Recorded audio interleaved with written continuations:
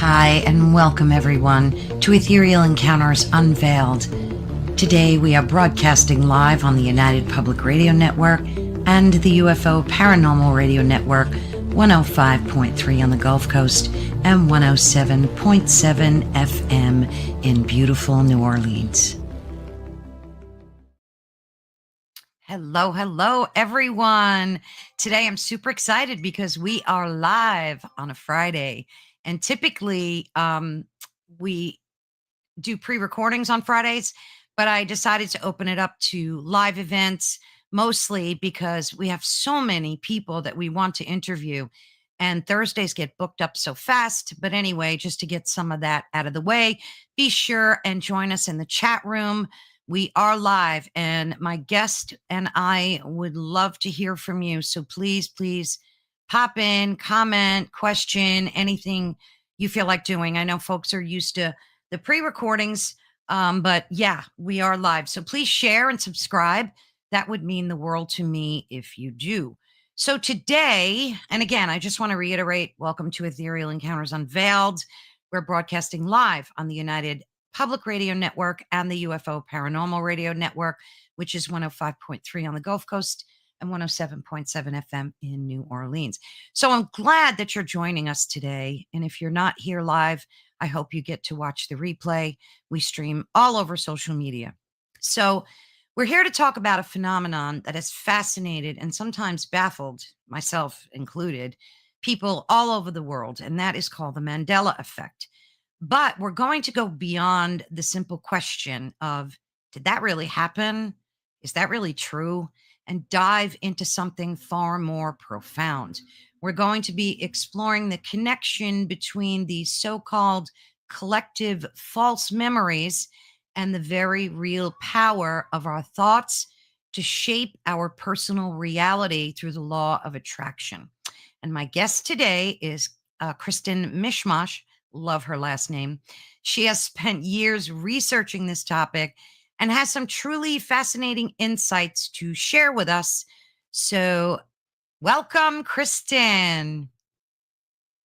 Hi, can you hear me? welcome. Thank you. Yeah, I can hear you. Good. I can hear you very well. So Good. it's Yeah, we were working. having a little technical issues before. What would life be without them, right? I know, exactly. Yeah. So tell us about yourself, your journey that has taken you here so far. And I know you also suffered a traumatic loss in your life. Maybe you could speak to that a little bit, just so that folks can know a little bit about who you are and your background. Yeah, you bet. Since you talked on that, Carol Ann, and thank you so much for having me on your show and Of trusting me course. on your first live broadcast on a Friday. Yes, This is exciting. it So, is. yeah, so you touched on something that you and I found we shared in common when we were working with Car and Swing together, that we're both widows. So, 6 years ago, 7 years ago, my husband of 26 years was diagnosed with cancer, a very rare cancer. Because everybody always asks, I'll just put it out there. It was appendiceal cancer, and there are 3 types of appendiceal cancer, and he had the rarest form. So it's not Oh, genetic or anything like that. It's just very strange. And he, lived his life for about 12 more months, 11, 13 months after. Sorry. I'm a little sleep deprived. We were talking about this earlier. yes. Carol The and I travels. got back from a road trip. But anyway, he was diagnosed in January of 18 and passed in March of 2019. Oh, I'm so And terrible. often people in yours and I, like our position, losing a loved one very close to us, I have found that a lot of people start to go down spiritual journeys. Where are they? Where did they go? What's happened? How do I connect with them?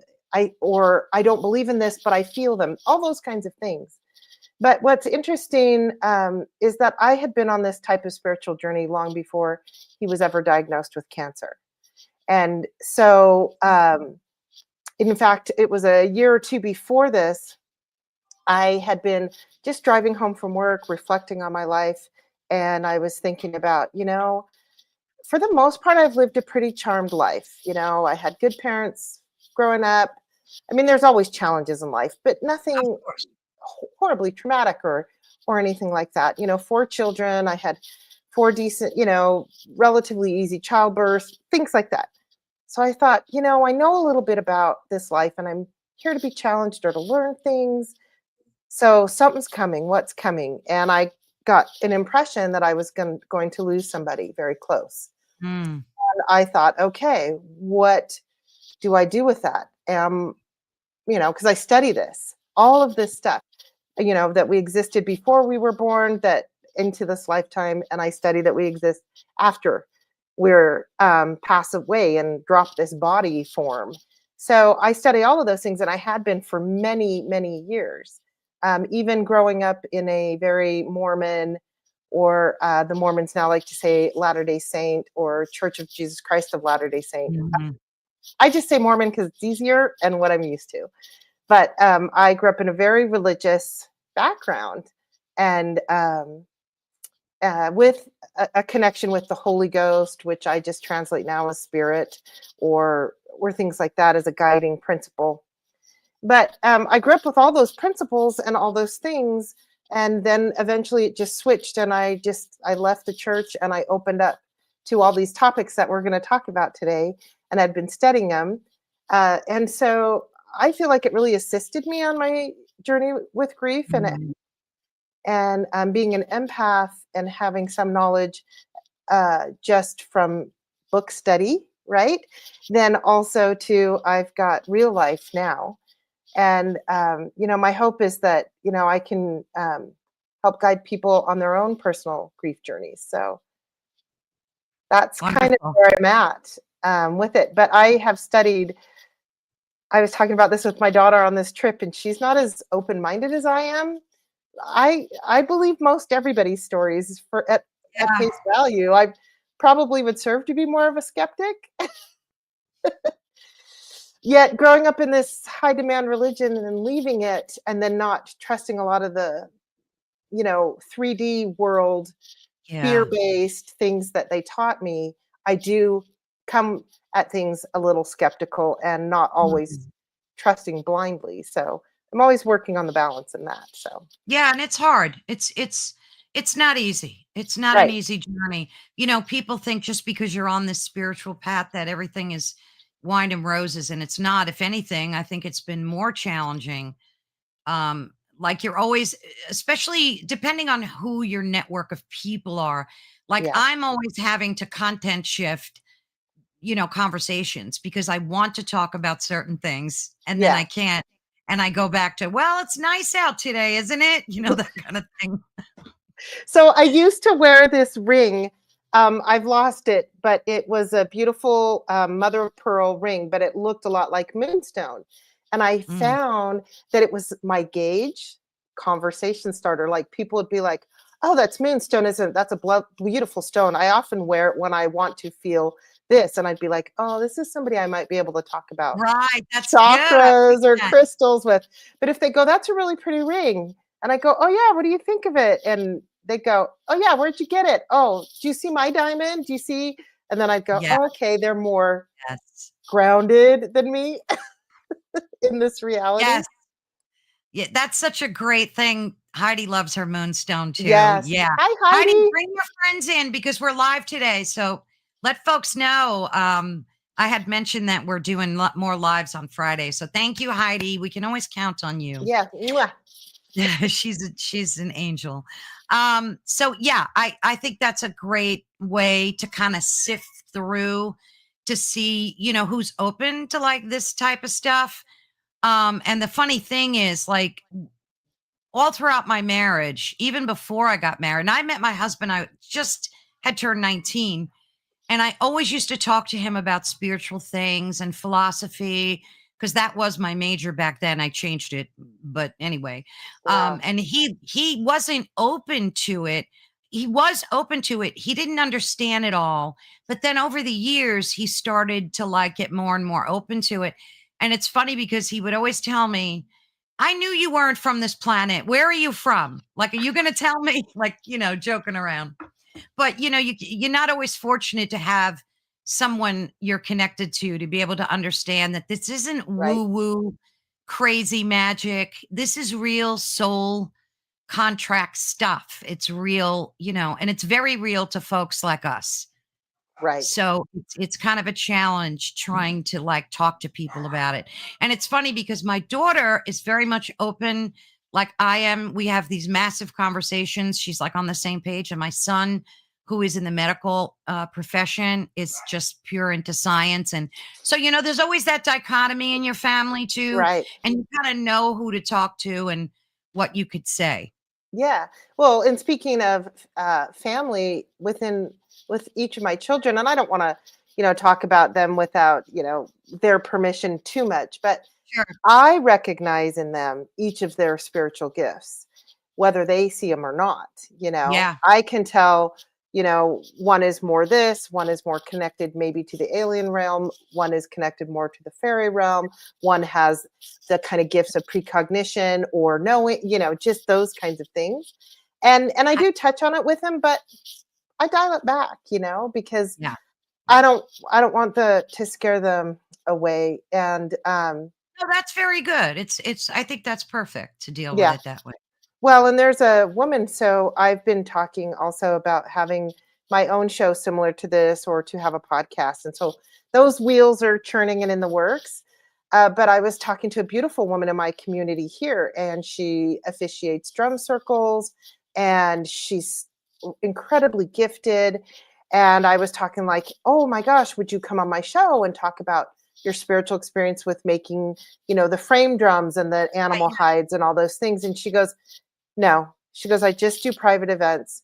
She says, I have a daughter-in-law who thinks that I'm crazy. And if I do anything that she doesn't like, and if she knows about it, she'll keep my grandchildren from me. And that's a reality we live in, Carol Ann. Yeah.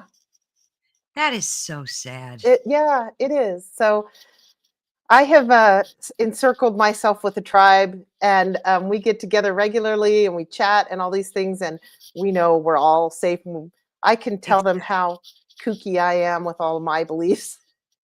I don't know what they think, but I don't care because I know they're not going to. Exactly. They're not going to Yeah. judge you. They're not going to judge you. And that's the most important thing.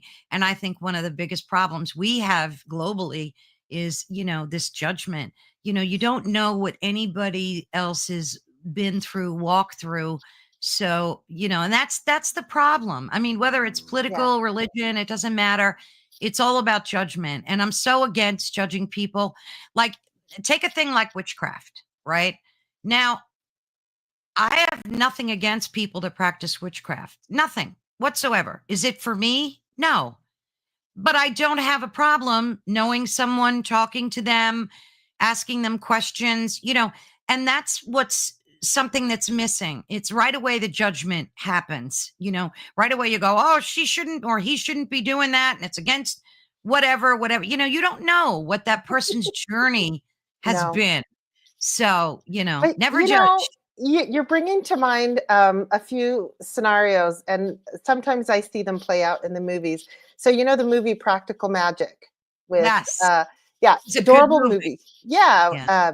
And towards the end, and they have to form this circle of women, sort of like bring the coven together, and they call out all of the women in the neighborhood that were on the phone tree for, emergencies. And one of the ladies that has been one of her biggest critics in the town is like, I've been waiting for you to call me to join this all my life.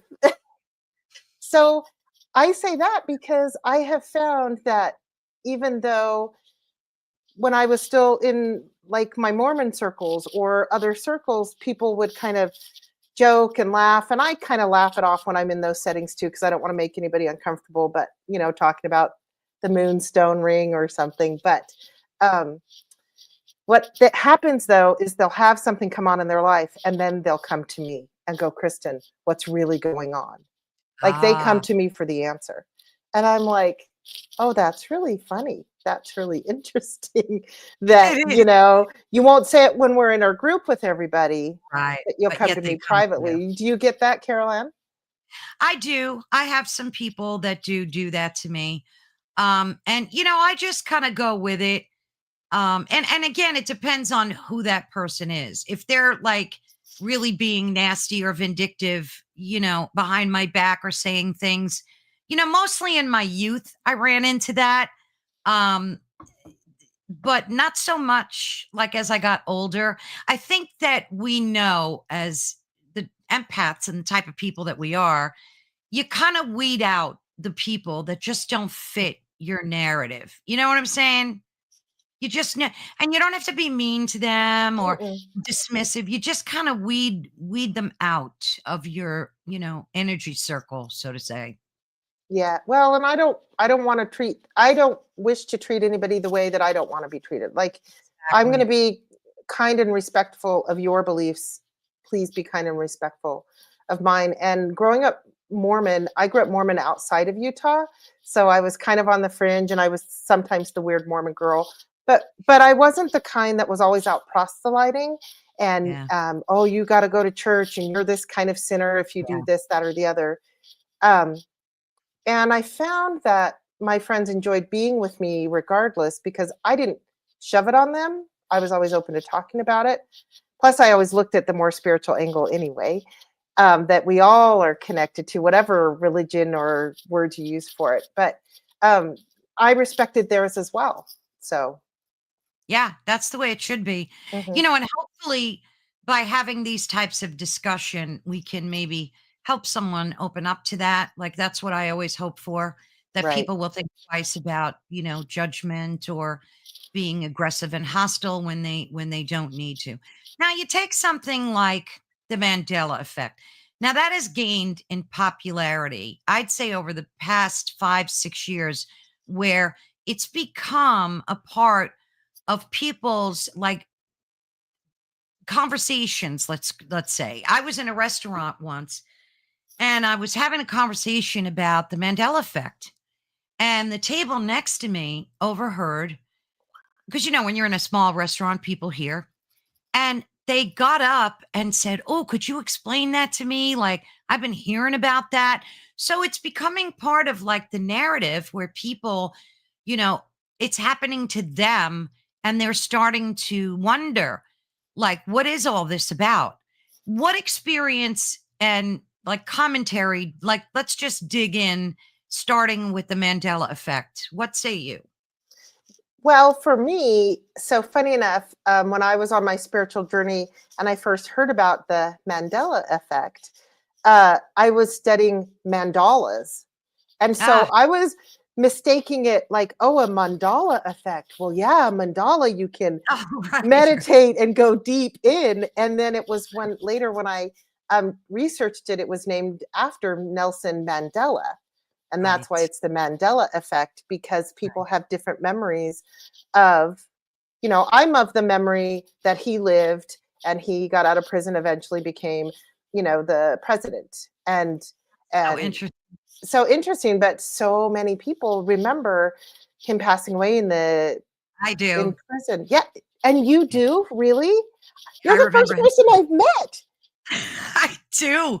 Like, I even remember having conversations about how sad it was that he died in prison. That's why it like blew me away. I could have swore that man died in prison. So did you ever see news reports of him alive and you're like, "Wait, I saw he did." Like, tell me how that happened for you. That's Yeah, incredible. I've it never was met weird. anybody. Yeah, it was very weird for me because at the time I there was no Mandela effect. So, but as it unfolded and people were saying and talking about it, and I sat here and I'm like, "Wait a minute. This has to be a joke because I know this man died in prison." I remember seeing it on the news. I truly do. I remember seeing, as clear as day, news reports of him dying in prison. So when it started to come out, I said, "What in God's name is this now?" And then when I saw people had these alternate memories, I started to dig into what the Mandela effect, and people were starting to really talk about it more too. But yeah, I'll swear on a stack of Bibles. Same thing with the JFK. I remember two people in the front seat and JFK and his wife in the back. There was no middle party there. Like, I and don't I grew up in that era. So, like, even that part of the Mandela effect is another memory that I have. I think I was about 5 or 6 at the time, but I distinctly remember that, and that was playing on TV constantly. That, because it was like the first assassination that was caught on video, really. Right. And I remember clearly that there were not 2 people in the middle row of that vehicle. So, So this is interesting. When I first started hearing about the Mandela effect as regards to Nelson Mandela, it seemed to me, and I say seem very clearly because it appeared to me that more people had that experience on the East Coast of America. And oh, I'm that's more from the West Coast, and you're from the East Coast. So it's playing into the narrative that's running in my head. oh, maybe. Now, But I don't Heidi, know. I don't have any research or study on that. I mean, that's an interesting perspective. Now, Heidi is from Boulder, and she remembers, am I right? Yeah, she's from Boulder. And I remember, I mean, she just said she remembers him getting out of prison too. Yeah. So it's like the weirdest thing. Yeah. And Now, go ahead.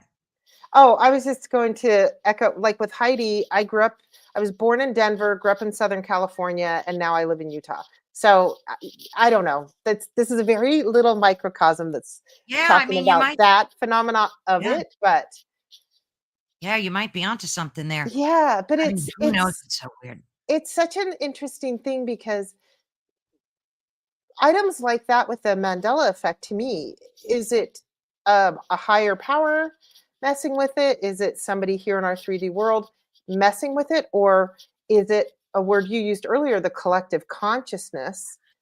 And so many people were caught up in him dying in prison, and that was going to be his way. And maybe others had hope that he would get out. And what would that? I don't Hmm. know. Like, what do you feel it is? How do you interpret all this type of stuff? Yeah. Well, I talk to Cynthia Sue Larson a lot on my network, and I she's love like her. queen of the Mandela effect and so much more. She's like an authority on quantum mechanics and all sorts of stuff. And based on my several conversations, I'm going to be having her on again in weeks. Excellent. She's awesome. I think that it's dimensional shifts in and out. Um, let me explain further. Last night, I spoke to the owner of this network. I interviewed him, Joe Montaldo, and he in that video, folks. You need to watch that interview. It was crazy. He said that. Now, I don't want to topic switch, but this will make sense in a second. He said that the alien abductions or apprehensions, whatever you want to call them, that were taking place have changed, and they discovered that they could pop you in and out of time without you knowing you've been taken. They've changed like their MO, so to Mhm. speak. So people now are having a harder time discerning if they've been abducted or not, or a contactee. I hesitate to use the word abducted because a lot of people don't look at it as an abduction. They look at it as like a more welcoming situation. But we'll just say abducted for the sake of the conversation. So I'm thinking that they tapped into a way to shift us dimensionally, that we live in this multiverse full of hundreds, if not millions, of versions, potential versions of things that could happen and are happening.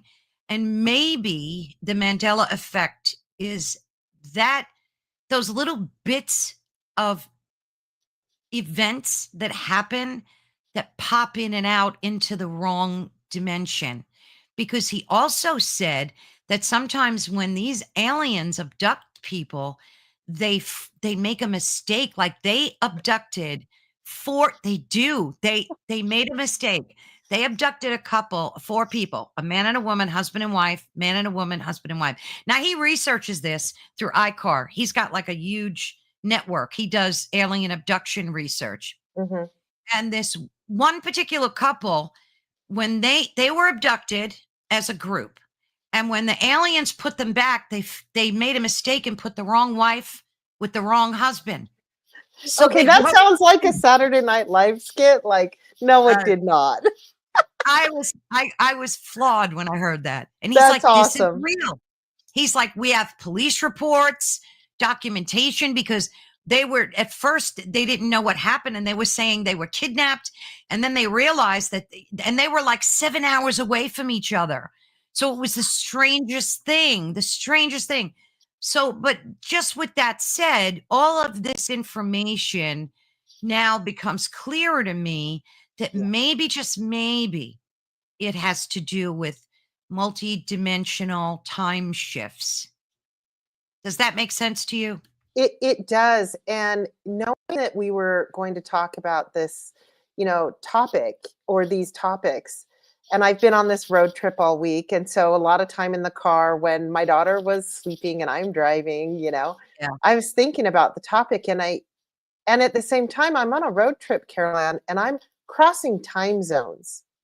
And Mm, I'm the same me, but all right. of a sudden it's an hour earlier or an hour I later. know, isn't that weird? And I was recalling, Karen Swain, who you guys have been on each other's shows, and she lives in Australia, and I got to go visit her. Now, Australia is a whole day ahead. And Yeah, I remember when I was crazy. crossing the ocean, I'm like, I am literally time traveling because I Yeah, am the exact same person. I'm the exact same body, soul, both of them all in one. And all of a sudden I'm a day ahead, it's right? trippy, isn't it? Yeah, and then I think about, so there's a lot of talk right now with the things that have been going on in in the cosmos with like, all the planets and the full moon, and it's, the 999 portal or the 88 portal, all those things. Yeah. And man, I was having a hard time in my body last week. I was very uncomfortable. And I talked to a couple of my spiritual friends and they're like, I'm uncomfortable too. Do you feel like this, that? Yes. And then, of course, a download came to somebody. There's a Mm, lot of shifts going on. And I yes. was putting this correlation just to really make it basic. When I flew, LAX to Sydney, Yeah. you know, I had a really big shift when I was, what do we call that when you jump time zones and you're having now my mind's blank. Uh, when we're trying to Not assimilate to not jet that different time zone. What? not jet lag? Yeah, total. No. That's the word I was Oh, thinking of. Jet lag. Jet lag sucks. You're yeah, it does. dragging, you're tired. Yeah, So it's awful. so these shifts, I mean, as a collective, talking to a lot of people, a lot of us over the last, you could say since, 2020 or over just the last week, a lot of us have had these weird things. And so we have to adjust back Yeah. to this new timeline shift. And it blew my mind to make that correlation because that really, it was, to me, it was a really good analogy of these shifts, these things Yes. that we get used to. Yes. It's beautiful. It's perfect analogy. When you think of things like the Schumann resonance, right? There's a channel on Telegram where they post images every day of it. And if you look at those images and kind of compare them to like your mood, your energy, your vibe, you'll see there's a correlation just in that alone. And it's interesting because you were talking about your moonstone before. And I have this necklace and bracelet made out of meteorite. It's supposed to be moonstone, like from the actual moon. I think it's probably meteorite that they give you.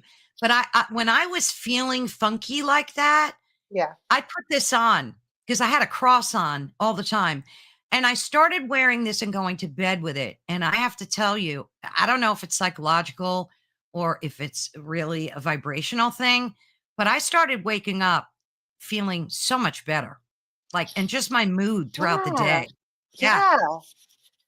Yeah. It's so fascinating that you would bring that up because I'll feel an energy of a crystal and I'll kind of just sense things. But I have friends who they talk to them. The crystals talk to my friend and they hear them, Oh, or nice. or we'll be walking along a path and they're like, this stone just told me it wanted to go home with me, or Oh, I'll pick up a stone and they'll go, ask it if it wants to go home with you. And I'm in tune enough that I can ask and I'll get a yes or no. I've just practiced those types of consciousness, and so I'll think about that too. But that's interesting that stone like helps you to feel better yeah. and grounds you more. And I was also thinking on this trip about astrology, and I Mhm. used to think, oh, isn't it fun? Like when I was in my late 20s or early 20s, late teens, isn't this fun? And I would see all these correlations and synchronicities, and I just thought, oh, that's interesting. How does that work? I don't know. Is that satanic? Should I not be doing that? I don't know, stuff like that. But then I always read my horoscope, and sometimes things would come true. But then when I actually got a chart reading and it placed everything what was Mm. going on at the time of my birth, and then I saw synchronicities 40 years down the road in my life, Yeah. was blown away, but I still couldn't figure it out. And I think it was a Dolores Cannon talk or interview that I was watching at one Mhm. point. And if and she said her way of explaining it is that we chose to come on this earth into this body at the exact time we were born, so that the planets would be lined up in a certain way, Right. exactly as they were, to influence certain things of our personality, certain things that would happen in our life, depending on how the planets would shift throughout our life, which is Right. kind of a big thing to wrap your head around. And uh, you know, I have a certain belief in this to an extent, um, because I know that a crystal or a meteorite that I can put on my chest or wear on my wrist or just Yeah. hold or put in a crystal grid has an effect. So why wouldn't the planets have an effect? Exactly. So it's just something to ponder over. It's so true. And I love the fact that you talked to Crystal. I never thought about doing that. Like I never had that compulsion to like talk. And I have a lot of different crystals, and I love them all, and I treat them with reverence. But I never thought to talk. I'm going to start doing that. Like I talk to my plants all the time. Like I'll walk around my house and just have conversations with them. And, like, when I'm walking my dog, I make sure I touch the trees. Like, and people must Oh, think I'm crazy because like, every tree, I'll stop and just touch it for a few seconds or a minute, depending on how I connect to it. And I'm like, I don't care what people think. If they think I'm nuts, that's fine. They see me touching at trees. our age, do we care that much They anymore? don't exactly. And that happens with people too. Think about it. Like when I met you, now I've never met you in real life, IRL, right? But yet, when I met you, I saw you with Karen, and I looked at you and I said, I have to connect to this human. Like I swear to you, I knew. And I was just sitting there listening to the two of you talk. And I don't know if it was like my spirit guides telling me that, but I said, I'm gonna and we weren't really talking a lot at all. It was like I think it was the first time we met. But yet I said, I'm going to be friends with this girl. Like I knew, I just knew that there was something. Now think about that through the airwaves, through satellite or however you connect to the internet, you can extend your vibration to other people and connect. Absolutely. Same thing with Heidi. Same thing with other people that I've met on the internet. You just feel this connection, right? I mean, isn't that how it works, don't you think? Yeah, well, speaking quantumly, and they talk about, oh, now the word is escaping me. This sleep deprivation is getting to me, but um, That's all right. so I recall, Karen Swain, she's had an online group, and I've been a part of it since she started it 8 or 9 years ago, and Mhm. then and we had already been doing meditations and connecting and practicing reading each other and stuff like that, and Karen was always teaching us stuff. And then COVID happened, and almost everybody went online, and everybody became familiar with this Zoom thing that we had been doing. Oh, yeah. And it was a huge concern in spiritual communities, I found out, because they're like, we can't do a group meditation, we can't connect. But what I found, and I found this talking to some of the other facilitators at the time, is that I'm here in my own space, and you and I are having a 3D conversation using the internet and the satellites that take it up and bring it down. And yet, on some way, we're connecting, and I can feel your energy. Like when you said that, I could feel it. I could really feel it. So what I found is happening is that I'm not in a room with anybody else. So my energy isn't meshing or blending with anybody around me. So in a way, it's only my energy, pure, connecting to source in the quantum. And you and I are also connecting through source in the quantum. And quantum entanglement. That's the word I was looking for, where it is immediate. It doesn't take that. You know, I'm sitting here in Salt Lake City, and you're in, I can't remember, but you're on Pennsylvania. Yeah. So we're a couple thousand miles away from each other, but we're getting this connection immediately. I know. And that's what quantum entanglement is. It doesn't take time to get there. It's immediate. It is immediate. It's a beautiful thing if you think about it. I have to laugh because Heidi said she hugs trees and she don't care who sees her. That's so good. Oh, and she also said she felt that between us too. That's awesome. Incredible. Thank you, Heidi. Awesome. Yeah. I love that. I love that. Yeah. And something to you, Kristin. I think I first saw you with Jennifer Rose. No, it was with Karen. She says down a little bit. It's with Karen. I've been hanging out with that lady for a bit. Or maybe with Karen. Yeah. But I will tell you, I love, I'll have to look up some of your interviews with Cynthia Sue Larson. Yeah. Because she did an interview with Karen several years ago, and I have the quote still on my mirror, and she said, "How good can it get?" That's her thing. How good can it get? Love it, and I live by it. And that's her mantra. That is Mandela, creation, everything. Don't limit it. How good can it get? So, yeah. Heidi said she's grateful for the connection, Kristin. Yeah, I mean, how good can it get? When she first said that, I almost got chills. And it's funny because I would try to make that a mantra and get in a habit of saying that to myself too. It's so powerful. She has had so many experiences, and she has such an eloquence, like a spiritual eloquence about her, and a beautiful way of explaining things like quantum entanglement. And she's even had a future life that is so trippy. You have to hear about it. I think it might have been in the first interview I did with her. You'll see the dates when you look on the YouTube channel. Okay. Oh, I was sitting here like, what? And we've talked about it a few times because when you hear it, it's going to blow you away. Oh, I can't wait. Life. Yeah, it's really crazy stuff. But she's also good to talk to about things like manifesting and the law of attraction. And I know Karen is too. That's like her thing. Yeah. And I've had a few good conversations with Karen too. But I always like to hear other people's perspectives about it because it's so much more than repeating something in your head. Like, I want to hit the lottery. It's not about that.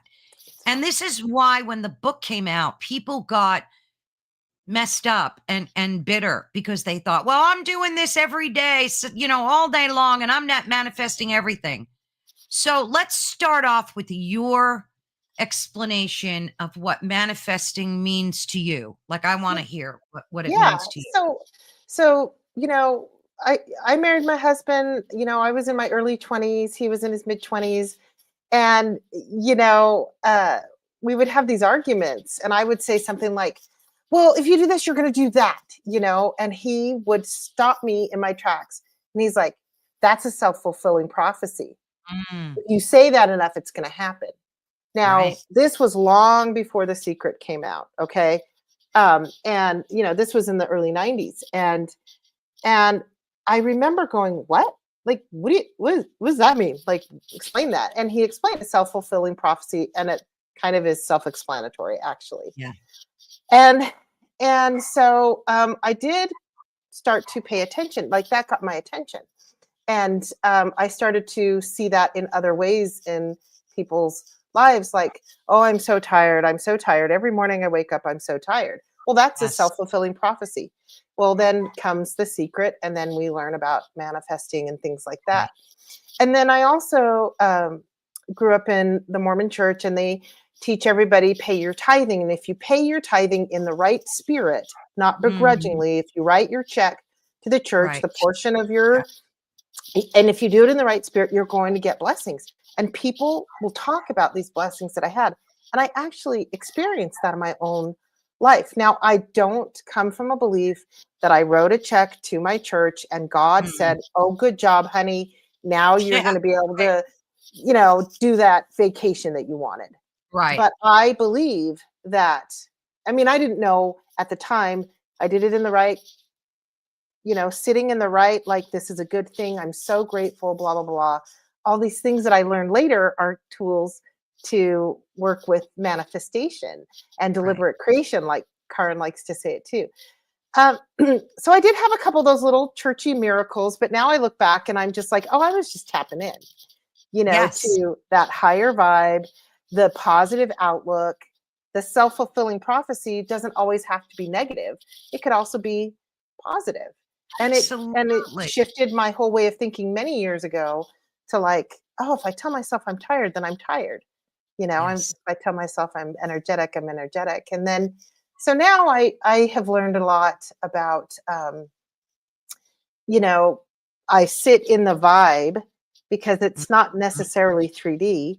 I sit in that Right. vibration and that frequency of what it feels like to have this taken care of, or have that new car, or have whatever thing, and then it can come to pass. And they talk about on the other side of the veil, heaven, whatever term people want to use for that, that, you know, when you snap your fingers, you can have that guitar in your hand and you can do that concert for all your Mhm. angel friends sitting there with you. Well, if I want a guitar, I can't snap my fingers and sit in the vibration and the flow of what it would be like to have that. But we live in this really dense world. So it takes time for those things to happen Yes. to get that Exactly. guitar in my hand. And it could be a little bit of a miracle. Somebody could just leave it on my doorstep. I don't know. Or it Exactly. could be that I had the money and then I saw the ad in the paper for it and it was the Yes. exact amount. What? But it Yes. does take time for it to happen in our world, in our dense time, Yes. so I don't That's I such a great point. I love that description because it is dense. It's dense with energy, vibration, so that's yeah. true. You can't just, people forget that every word has Hmm. power. That's why Hmm. they call it spelling. Oh Spelling. yeah. You do put a spell on yourself with words. So, okay, so Heidi even just said, I never tell myself that I'm sick. That is such a great point because you're actually spelling yourself into sickness, is what you're doing, right? So, manifestation is everything you said and so much more. And it depends on your how you're vibrating. So if you're always in a sick state, telling yourself you're sick, you don't feel well, whatever the case may be, or you're broke, or you can't pay your bills, or it could be worry, right? So if you sit home and you worry all the time, oh, I can't pay my bills, or my what about my kids, or you're just filled plagued with worry, Yeah. you're not able to manifest because you're blocking it from coming through all this density already, right? So that just makes so much sense. I love Yeah. that analogy. Yeah, and I have this friend, this beautiful friend in my tribe, in my community, and she's a teacher, and she's just an angel to so many on this earth, right? And she has been going through a specific health journey, and she has been there for so many others. with healing modalities and things like that. Mhm. But she found that once she told a few people in her circle, she was hit with this like negative, gosh, negative Ooh, may not be the wrong word, but the more sick yeah, energy. And so she stopped and she gave us all a little lesson, like, only send me the energy that I'm whole, that I'm healed. Please don't be in the yes, worry. And you use the word worry, in the worry energy. And you can love your dear friend or your child, your loved one, your right, animal, your pet, all those things. Don't hold them in that worry energy. Hold them in that, going to, everything opposite of sick, everything opposite of worry. exactly. And Hold them in that. did she start Oh feeling my gosh, the yeah, miracles. yeah, I'm Yeah. telling you. I'm telling you, and I used to be one of those people, like, I have a bad knee from my karate days, and I would I walk love around that. yeah, I loved karate. I was, like, so into it in my youth, and it just is a sore spot for me, and I would always walk around going, "Oh, my knee is killing me today. Oh my" think about that. Think about that. Killing you. And I hear people saying that all the time. Oh, my back. I hate to even say it talking about it, but we're No, me just using too. it. Yeah, isn't it terrible? I do. I hate even uttering the word. But now, like when I get aches and pains, and we do as we age, we have all sorts of crap happening to us, right? Yeah. All sorts of things. We won't even need to go into them. But when you speak it, you truly manifest it because your conscious mind, your unconscious mind is wanting to fulfill that for you. Yeah. So it's going, "Oh, okay, your knee is killing you. All right, you got it. Your knee's going to be killing you today." So Yep. it's like manifesting it for Yeah. it to happen. Or Did if you you've got past trauma, like what about past trauma? There's so many people that cling to traumatic events that have happened because they're not doing the shadow work to get through it and to heal. So they're clinging to like all this pain and suffering, and they're just taking it into their everyday life every day. Now, look, we all do that, but that's why shadow work, and we've talked about that with Karen, you, me, and Karen, right? Mhm. And that's why it's so important. And I think it's an integral part of manifesting, don't you? I do, and I like to use the word, although I think it's clunky, like time traveling again. I'm time Mhm. traveling to my younger self that went through that traumatic experience, and holding that child or that, Yeah. young mother or that teenager. And it is a version of time travel. Now, I have heard these kinds of stories, and I'm actually working to right now in my own shadow work do these types of things. There's like a story out there, and maybe some people in the audience have experienced this, and maybe you have. As a child, they were going through some type of traumatic experience, and they were hiding in the corner or hiding behind the tree or what have you, and a Mhm. being came and held Mm. them and supported them and told them everything's going to be okay. And they felt safe with that being, and maybe even knew that being.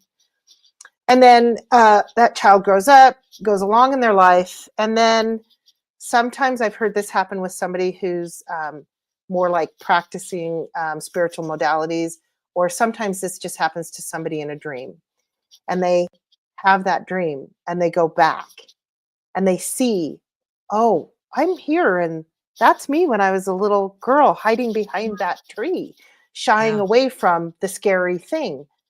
And oh, I just want to hold her and tell her it's going to be okay. And then Mm. they hold that child and it's okay. And then the realization hits, wait a minute, that was my future self going back to care for and tell that child it's going to be okay. And I just now experienced it. This is my present self going to my past self. Like, have you ever heard those stories? I hear them on Have. occasion and I'm blown away. Yeah, they are have you ever experienced anything like that or have a memory of it? Not not necessarily, and I feel like when I'm in guided meditations with other practitioners, and they're getting me to go back to, my shadow work or my younger self or my, my inner child, that we're working to get to those. I mean, I have situations when I was a child that I, weren't great, but I don't have any major traumas like that. Yeah. Um, Yeah. but I do go back because there were times when, I didn't get along with my mom, or, Of course. really heartbreaking things that happened that were very heartbreaking to that younger self. And Mm-hmm. I do work to go back and support that. And in effect, I have a good friend of mine. He's teaching me this principle right now. He's working to teach me this principle that I am changing time. I'm altering that timeline by going back and Yeah. holding that little girl and maybe mending that relationship with my mother, because Wow. of the and I am being faced with some of these things, actually, Carol Ann, within my own marriage. I mean, we were together 26 years, and it's ups and downs, and it's a tug of Of war, course. and then beautiful bliss, right? But Yep. you know, I'm working through. They'll show up in my psyche, and I'll be like, why do I keep remembering this thing? Okay, let's work on that. And so Good. I'm You're going cueing, back.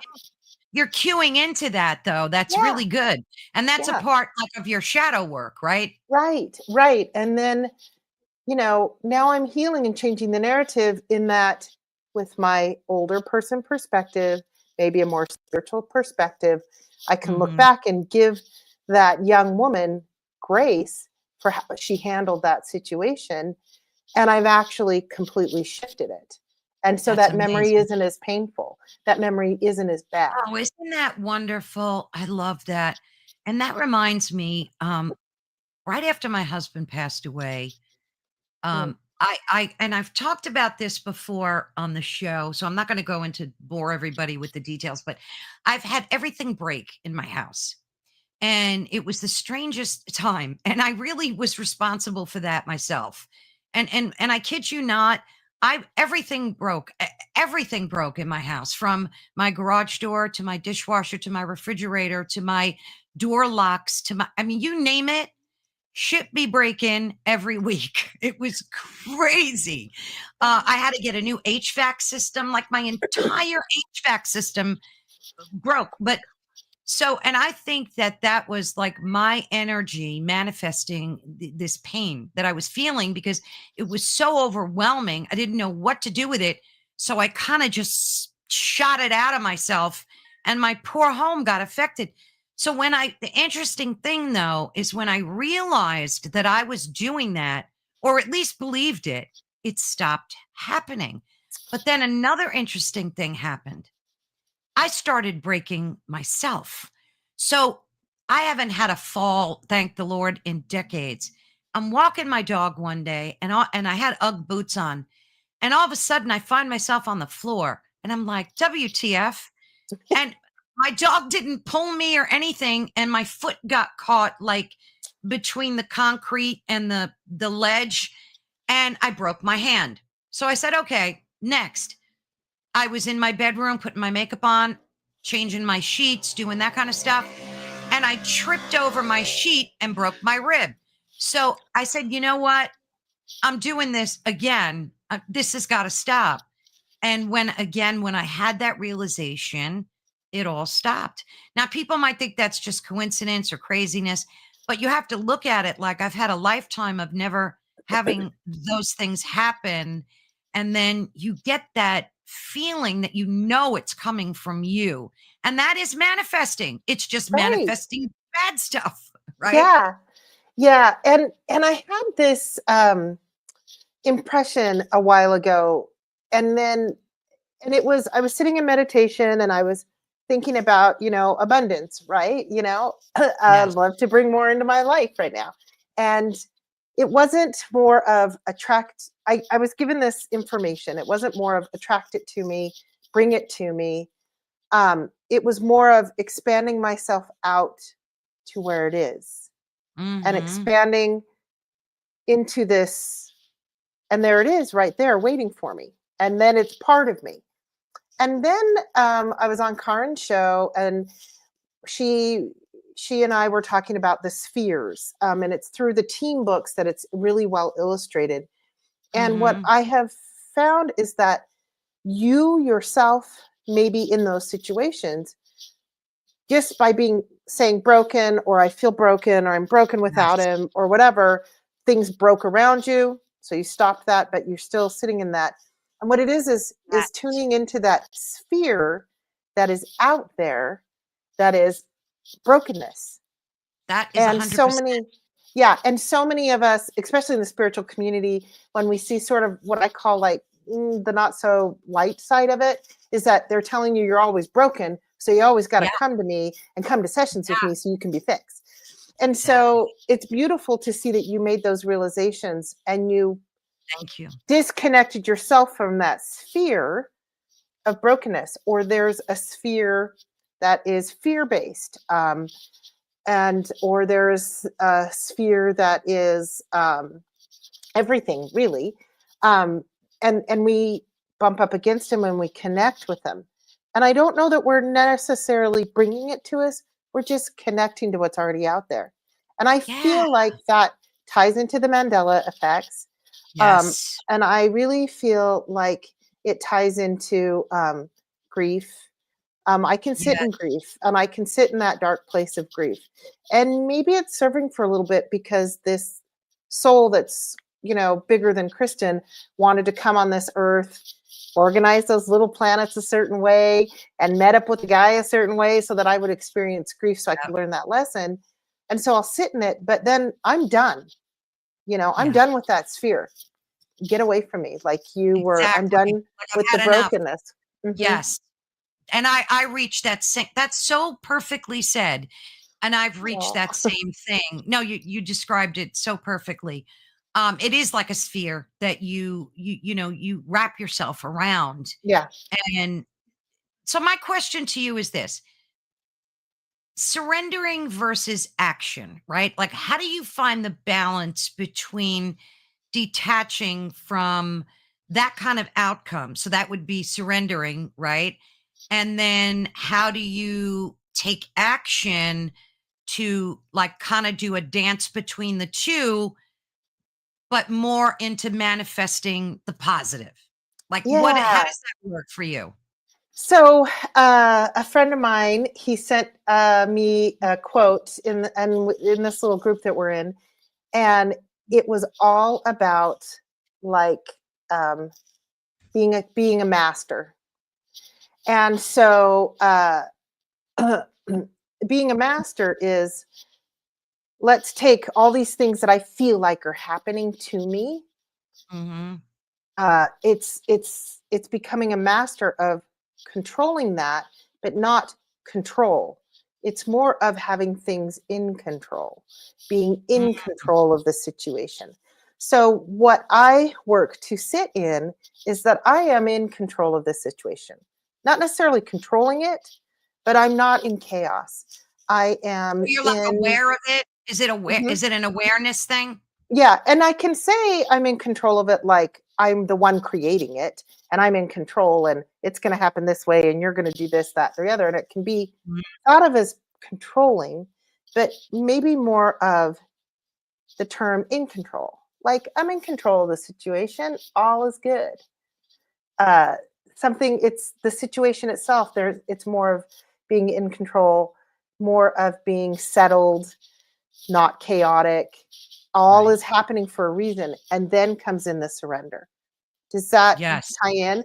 So it's Absolutely. happening for a reason. And I don't have to say, it's happening for a reason because I made that mistake 10 years ago. And now, Right. God is telling me that I have to have this experience to make up for that.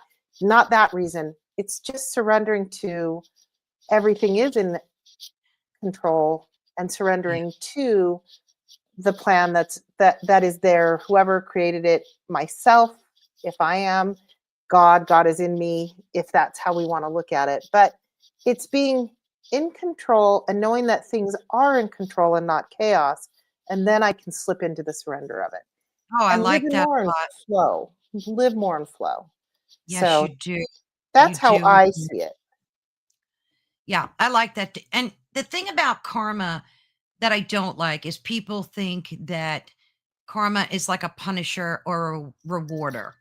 And it's not really about that. It's Right. about balance. So if you put out good positive energy, you'll get that back and vice versa. It's not like karma's out to punish or reward. It's just nature doing what nature does. It's the universe doing what the universe does, right? Right. Would you agree with that? Yeah. So, what about worthiness? Because a lot of us struggle on this planet as humans with worthiness, and many people have this underlying belief that they're not worthy of what they desire. So, how does limiting beliefs act as a barrier to manifesting? And what do you think the first thing somebody should do that feels I am not worthy should Oh, do? 100%.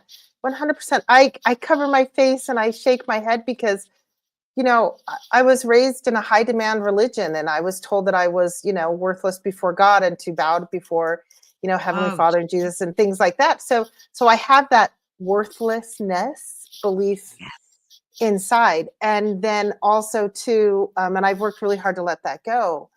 I would like to use it in this context.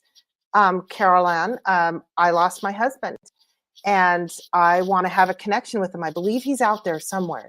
So I'm going to yes. go to a medium and connect through the medium, and I'm going to get messages through this psychic medium. But Mhm. guess what?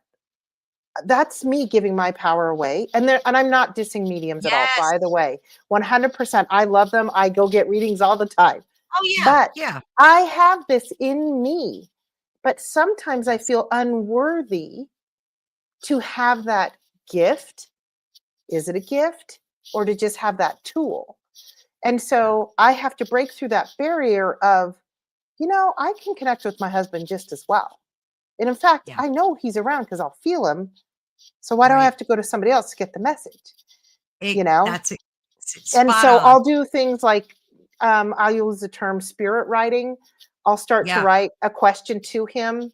I knew him so well, I know how he'd answer. And then I'd answer him back. And then I kind of pretty sure how he would answer that.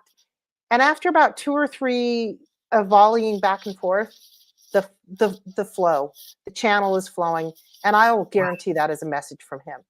Oh, yeah, So absolutely. I really am worthy. You are worthy. We are worthy. But I will say with this, a tool to give you guys to get over those kinds of things. Sitting around with a group of friends at a dinner party, and somebody passed around these cards, and one of these cards, and it was a shocker for a lot of us.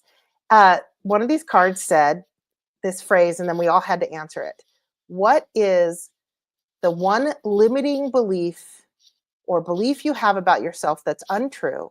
And if you could snap your fingers and get rid of it, what would it be? And so That's I a challenge everybody in your audience, ask yourself that, and you will find that there are these things that aren't true. And so for me, I'll just be vulnerable and I'll tell you, I joked about, I was like, I don't know what to say. I don't know what to say. And then everybody started telling me what to do. And I was like, what, am I in trouble? I'm always in trouble. And then I realized I have this limiting belief, this yeah, untrue belief, that I'm always in trouble, yeah, Carol me Ann. too. Yeah, Right? yeah, And if I it's could weird. snap my fingers and get rid of that. So Yeah, just like once you knew that everything was breaking around you because you felt that everything was broken, and yes, you literally snapped your fingers out of that. yes. And I can do that with worthlessness and unworthiness. That's That's my so good. That is such great advice too, because think about it. Um, and for me, growing up, I always had to be the good girl that never got in trouble. And I always felt that I had to be the one hiding in the corner, just observing. And that really increased my empathic capabilities doing that from as young age as 2 years old, I remember. So I was able to observe and watch everyone's expressions and features, mannerisms, and I just started picking up on like energies as a very young child. And when you said that you felt unworthy, or you felt like you were in trouble all the time? Do you connect that to something in your childhood that made you feel that way? Did you feel like, if did you do things as a child to make yourself feel that way, or was that just a self-imposed thing, do you think? Yeah, that's a really good question. So, I have these distinct memories of being really little. And I say little because I was little at the time, and I don't remember what was leading up to it, but I have this memory of wanting to hide. And I was so little Mm, that I was able to fit the so I was only as tall as the width of this basement stairs, because I ran down the stairs and I kind of felt like I was hiding under the bottom stair. mhm. In this very I'm guessing I was 3 years old. And my brother came down the stairs and he said, "I know you're there and you better get upstairs and get in the kitchen and get what's coming." Mm. Can't tell you what it was. How bad of a thing could a 3-year-old, 4-year-old Have top done. have Yeah, done? But I exactly. remember that it was my turn and I had to pull my pants down, and my mom got out the wooden spoon and she spanked me. And it only took me till about 2 years ago, Caroline. I kid you not. I That memory is indelible. I remember going down the stairs and hiding, my brother getting me and going up to the kitchen. But the rest of the scene is seen from a bird's eye view. And Oh, I wow. only took You me I've you always left. remembered it that way. I left my body. Wow. And I can see myself hopping around with my pants down, gotten a little spanking, hopping around on the floor.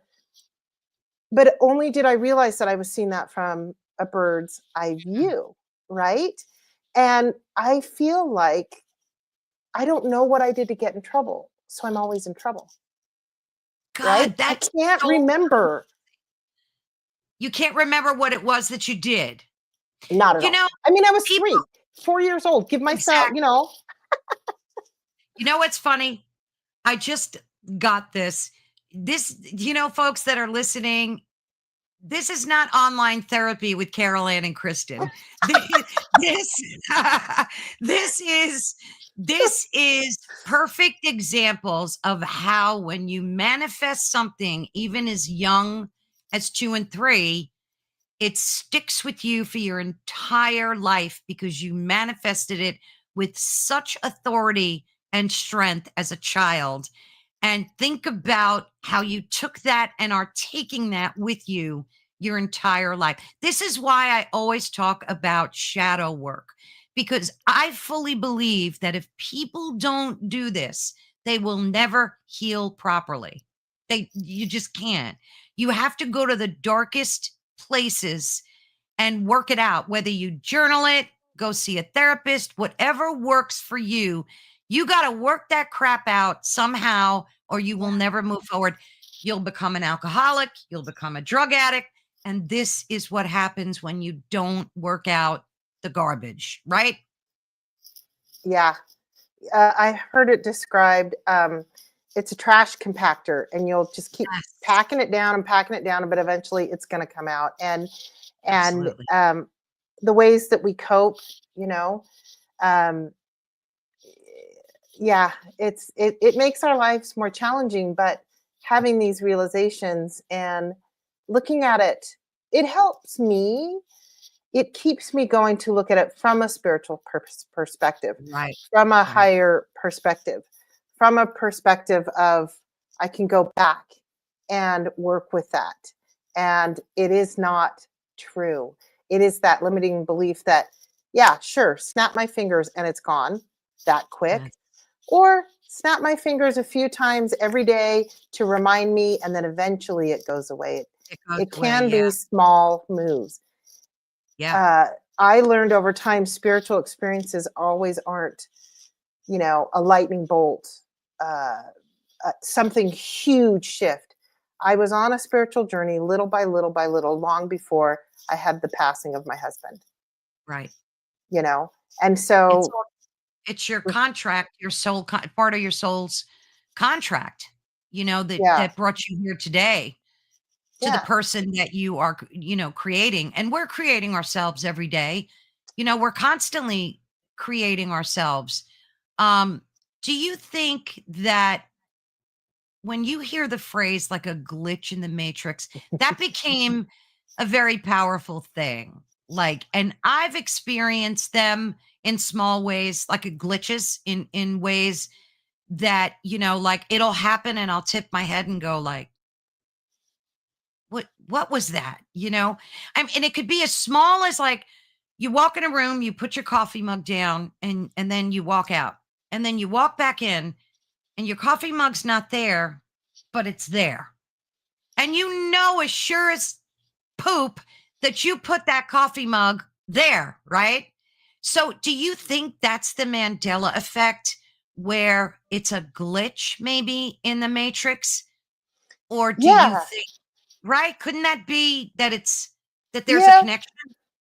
Yeah. I mean, I do think that sometimes I could put something down and think I put it down in the place I always do when it's not there. And I could be messing with myself, unintentionally.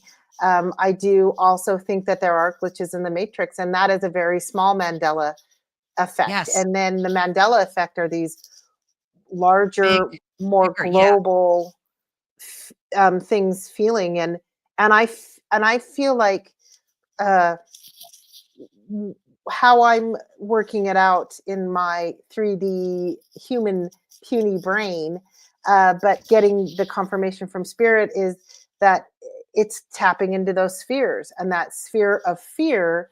What would it be like if Nelson Mandela was killed? What would it be like if there was the hope? And that was the collective around me, and it felt normal, and I just went with it. But that's a huge glitch, right? Yeah. And then Yeah. the coffee mug.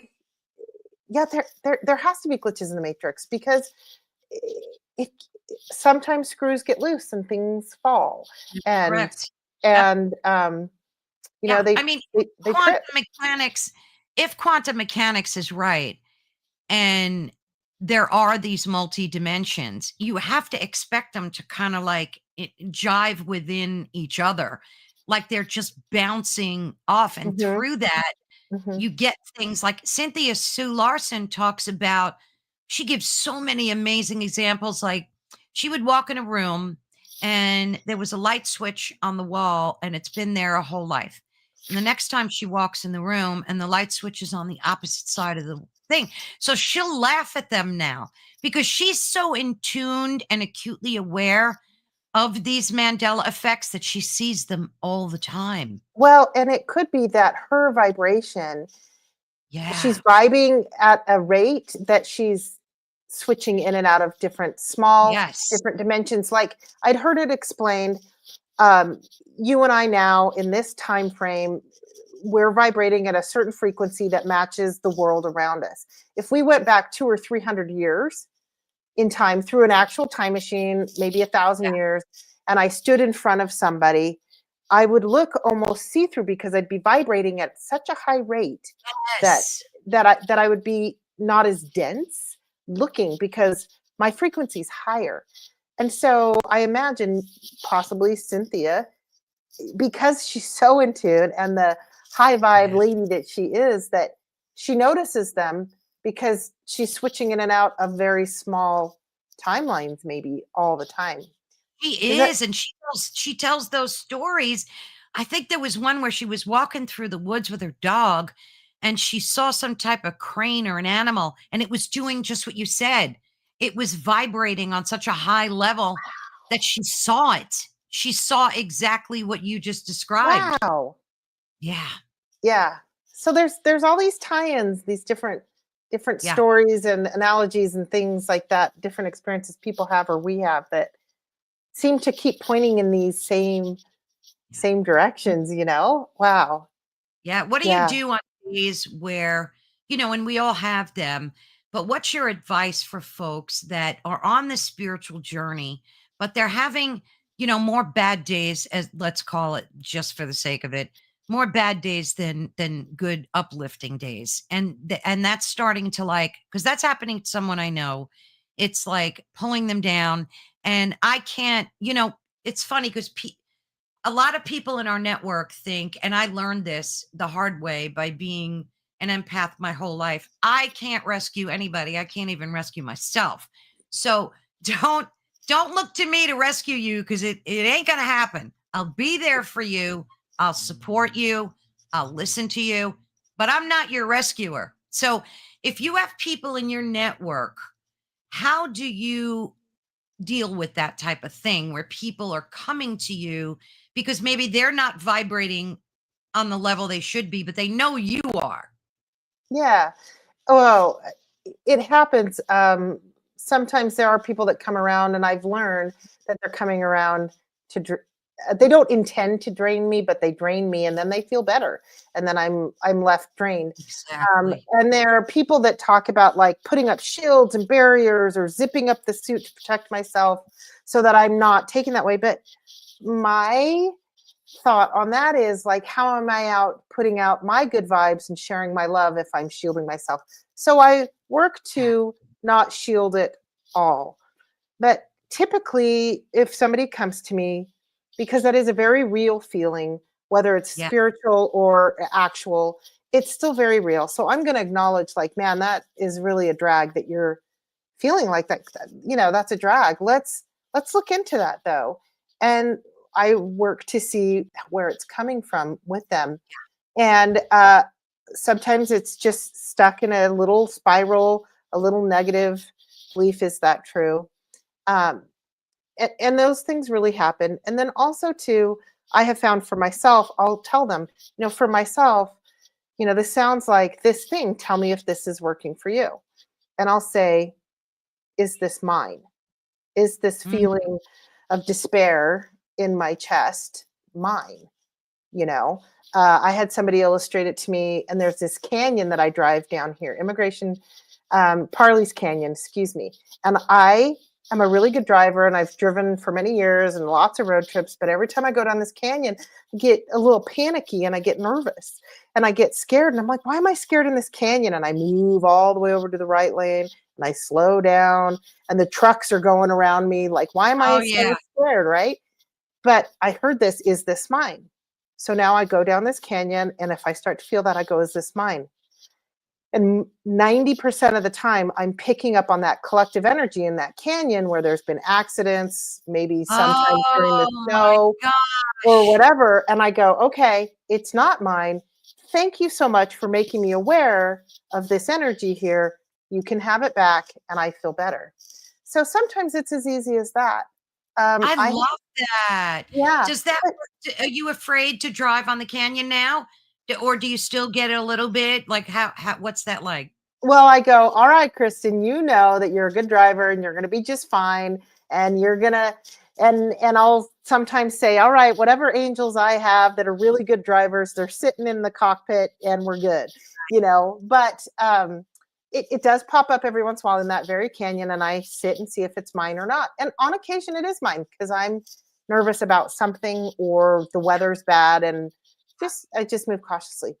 But that you can't just wish away No, everything. no, no. I found too that I had a relationship with a friend, and we were really, really close and tied. Like, you know, just we were empathically just tied, really close friends.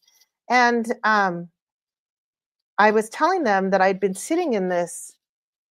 I just thought I would, honestly, Caroline, very, very depressed. I kind of had this despair in the pit of my stomach for like 3 months, 3 or 4 months. And I was like, Yeah. this isn't me, but gosh, maybe this is where I'm at now as a widow, and enough time Yeah. has passed, and you know, these things are happening in my life, and this is just where I'm at.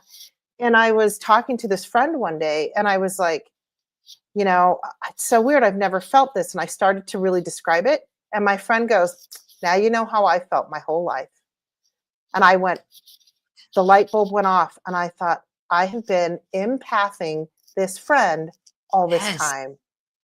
Yes. So you have this friend that's going through that. These are questions that possibly she could ask herself if it's a woman. I don't know if she said, I think he said she. But these are just some things to go, is this really mine? You know, am I picking up on somebody else that's in a woe is me state that I'm caring for, and now I'm picking up on that? So I what did you do after that? Like, did you once you realized that, Did you feel better? Like, how did you deal with Oh, that I after? did some work. I did a little shadow work to go like, Yeah, how did I get here and not beat myself up for being there, and yeah, also have grace and love for her on their own journey and everything. And then on top of that, I had to cut some cords, right? yeah. Those energetic cords or So true. energetic, whatever it is. And we're still beautiful friends to this day. So Oh, nice. it You know, wasn't like cutting a person out of my life, which I've had to right, do those things, but right. No, I love that you ask, is this mine? I absolutely love that. It's so interesting because people think that manifesting only means bringing things that you want into your life. And it's not. It's also letting go of things. So you can manifest things out of your life, even though they seem painful, but they were on a need to know kind of thing. Like you have to let go of this in order to manifest what you really want. They act as like blockades and barriers. I had on an author of a book, and it was a fabulous book. She couldn't find the love of her life, and she was a beautiful woman physically and spiritually. And she made a series of decades of terrible choices in men. And every time she thought she was getting close to like that perfect relationship, something awful would happen and they would break up. And she went through dozens and dozens and dozens of men. oh no. And finally, in her, I think 40s, might be like early 40s, she just had this epiphany to let it all go. So she forgave herself for all those mistakes that she made with bad choices. She let go of any hope or desire to find the perfect mate. She just became like this neutral canvas where she opened herself up to possibilities. And wouldn't you know, a few months later, she met the love of her life and she's still married to him over 10 years later. That's So awesome. she manifested all of that. Yeah. She Yeah. did that by letting go. She Yeah. just, yeah. So letting go is key. Yeah. Well, there you go. Shedding that, taking it off, getting it out of my sphere, letting go of that frequency, however we want to frame it to, release that. Yeah. Yeah. Don't you think letting go is harder than, like, for instance, if you manifested something that you were thrilled about, like, say it's a new car. I don't know. It could be anything. It could be Yeah. anything. I'm just using that as an example. And you get the car and you're all excited, right? It's a great car and I manifested this. But don't you notice that and what's it like for you when you let go of something that was so painful? Don't you think you get more joy out of that than manifesting like, a Yeah. material? Yeah. I'll share. I'll get vulnerable and share. Uh, Yeah. my late hubby. We have a home that we lived in for. I still live here 30 years later, and so we lived there. So there's a lot of stuff, and there was a Oh lot of yeah. stuff he had. Jack of all trade, master of four. So there are piles and piles of Yeah. things, Yeah. and not to say that I don't have some of my own stuff, but you know, sifting through it all, and I've had to tell myself because there's still a lot to do, Carol Ann, and there's still a lot to clear out. Um, but I have to say, okay, what did it look like right after he passed to where it is now? Yes, And the I progress. give myself grace rather than going, there's still this much left for me to clean up or get rid of or let go. But I have found that when I do let it go, just last week, I sold some items off, and it was so nice to have the little bit of cash. And I knew that it was going Sure. to a good home, and it was going to give these guys in this business really like great use. But I found myself searching for my young adult daughter in the house, going, okay, okay, whew, and I just could feel it all through my body. Yeah. It's so good to have that gone, and I know that's good to have that gone, but and the tears started, and I said, just hold me, Oh, through this because it just brought up emotions, and I can't even say if they're painful, fearful, relief. I don't know. It just was emotional.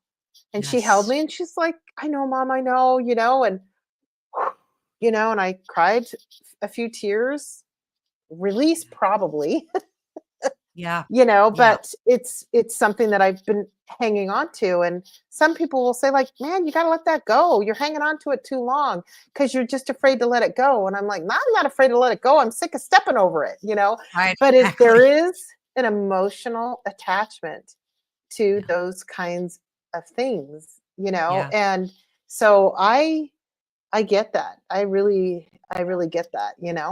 Yeah. And I think it's so important for folks to hear, things like that, because I think people struggle with that so much. Mhm. And that's where like the disease of hoarding comes from too. Oh my They're gosh. so attached to these and they manifest all this junk in their lives where they can't Mhm. even open their front door, Yeah. and then you realize like you don't need, you never see a U-Haul truck behind a hearse.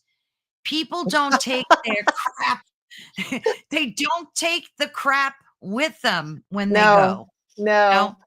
So I have been told by a couple people who are really in tune, and we'll see if this Yeah. happens. But I'm a little overweight, not a lot, but some overweight, and I've been told that once you get rid of all that stuff in the house, you're going to lose the weight, right? So there's a form of manifesting that we'll see how that goes, but it's a protective barrier, and Yeah, there, it is. It yep. absolutely is. And the whole weight thing is so like bizarre to deal with because a lot of it we're so programmed, thinking raised, especially as women, that you have to be size 4, or you're not perfect and you have to look this way and that way and wear these kind of clothes. And it's all just garbage. It's just garbage in, garbage out. That's all it is. And when it comes to like it's funny because women go through stages in their life where they gain and lose weight. And a lot of it is hormonal and biological. But, we put the burden of that on ourselves rather than being kind and loving and having self-love and saying, I'll lose the weight when my body's ready to lose the weight. Like right now, it's not. And F it. Who cares? If Right. you can't love me the way I look, then I don't need you in my world. I Yeah. don't need you in my universe. And we need to have that self confidence. You're a beautiful woman. And I've told you that before. Who cares if you're 10 pounds Right. overweight? And Right. anybody that does care about that, it needs their walking papers. They don't need to be in your Yeah. universe. Yeah. And based on your marriage with your husband, he loved you regardless He of did. how you woke up in the morning, how you went to bed at night. Think about that.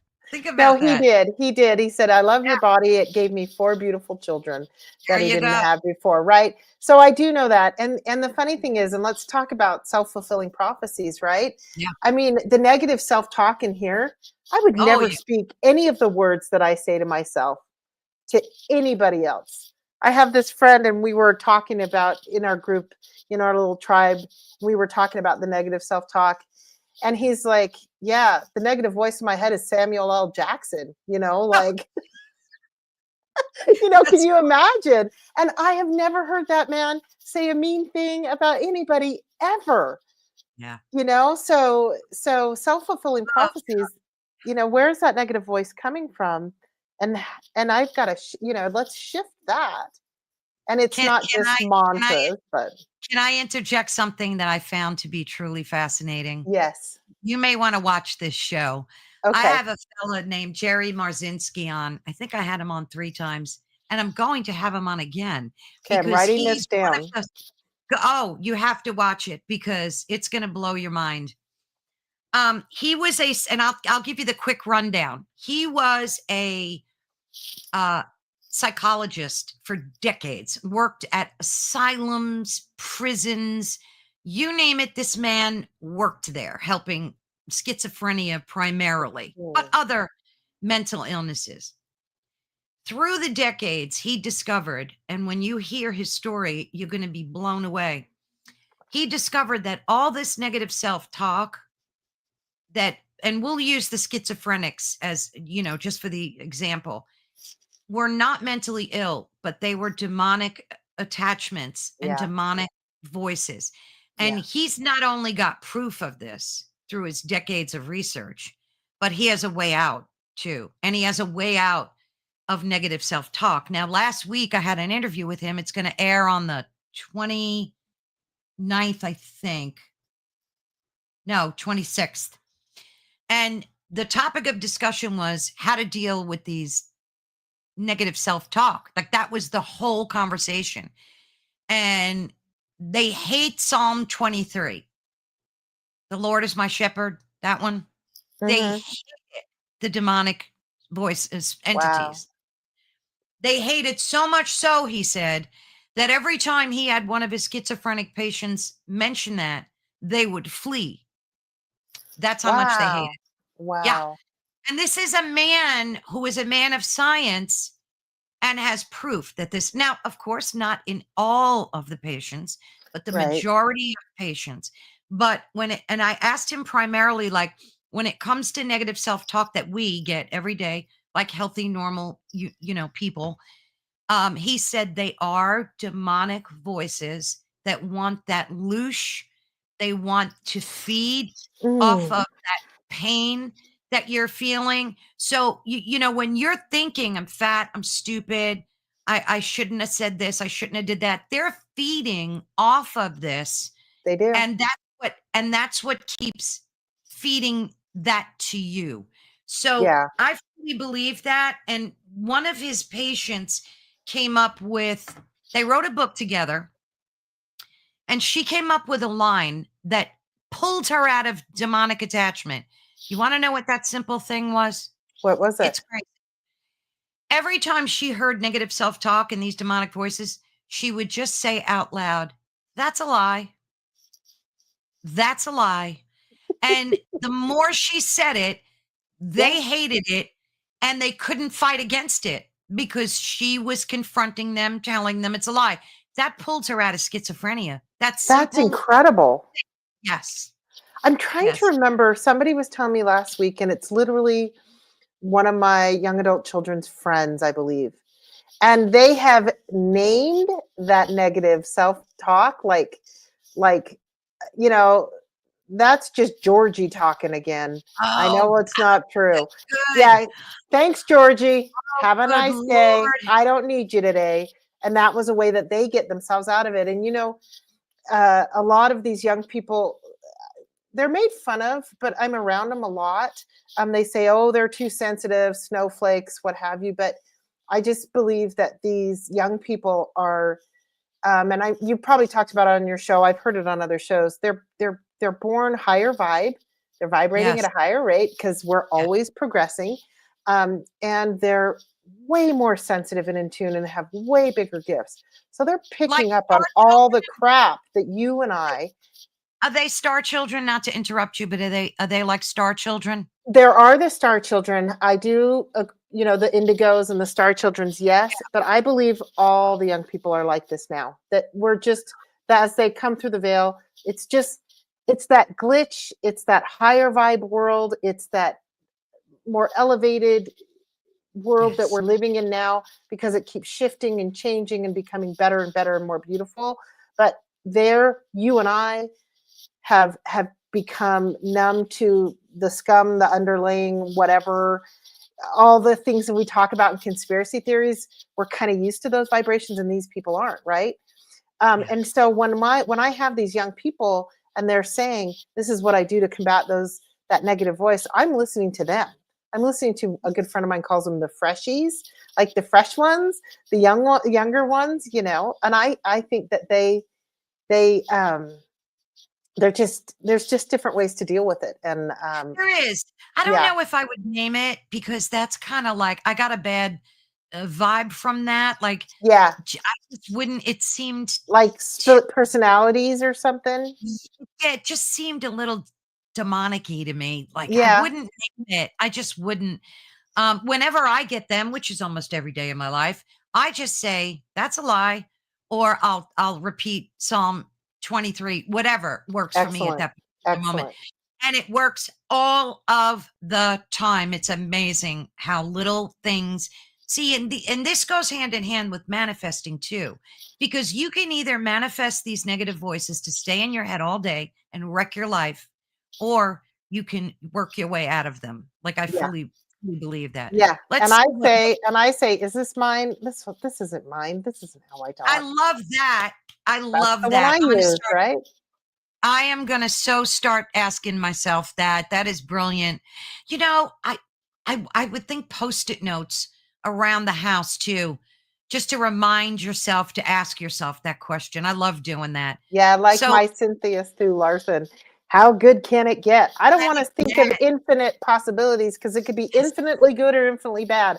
I just want how absolutely. good can it get? I love it. Love it. So Heidi says, I'm a sentimental person, but have been learning to let go, more simplistic, delayed comment. I got distracted by the neighbor. Sorry. No worries. No worries. So, what do you have to say, Kristen? Like Heidi calls herself sentimental. She's an empath, clearly. All of us that were told we were overly sensitive. I was told that my whole life and Mm. mocked.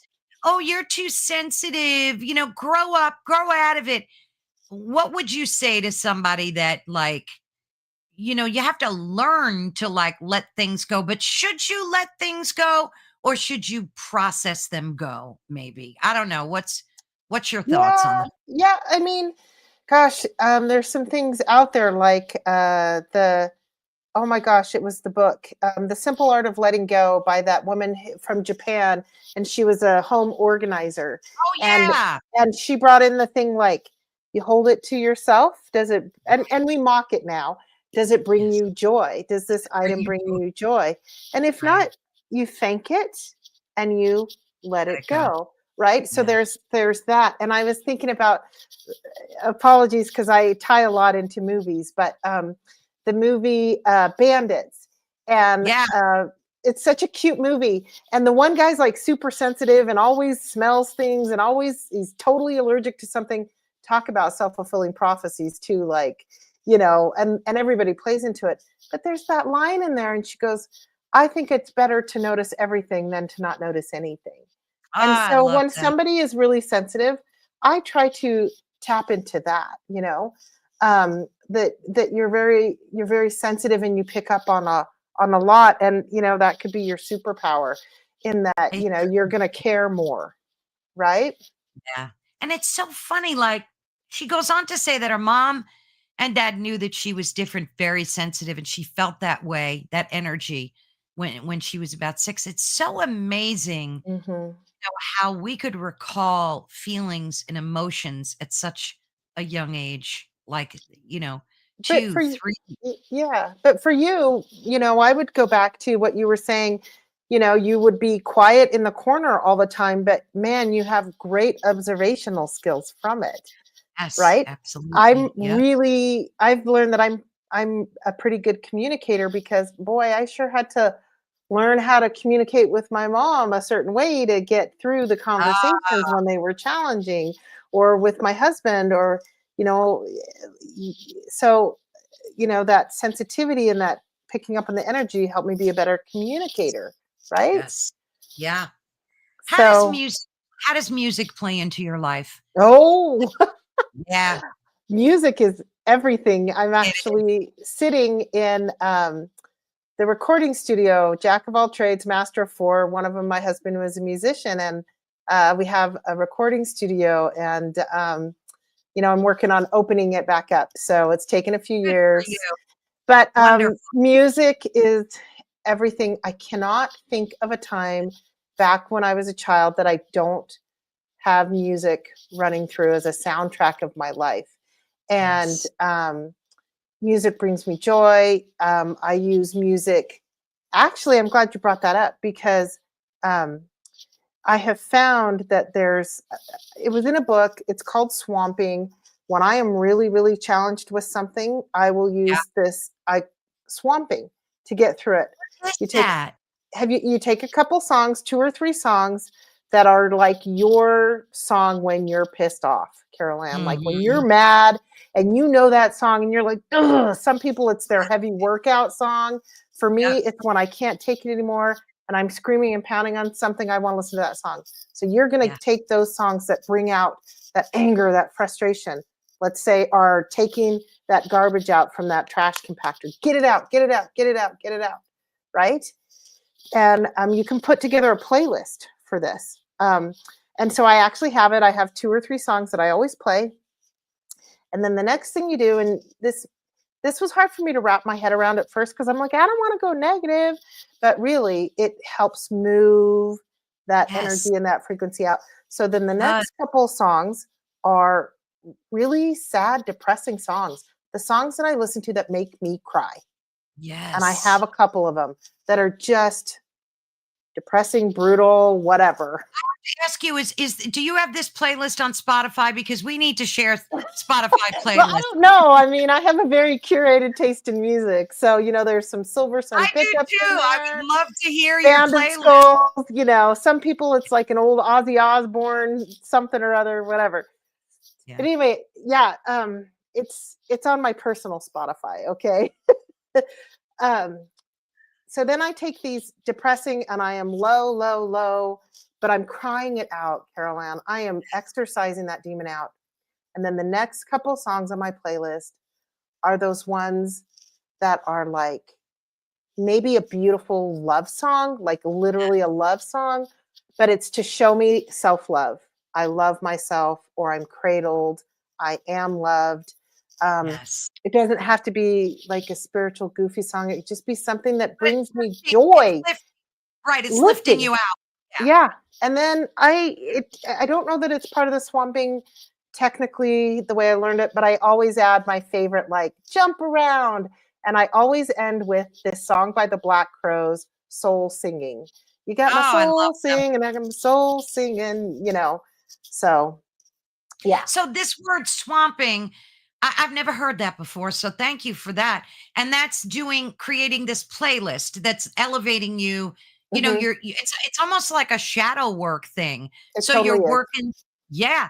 So Heidi says the sacred anger. Oh gosh, yes, sacred anger, or what Jesus would have called righteous anger.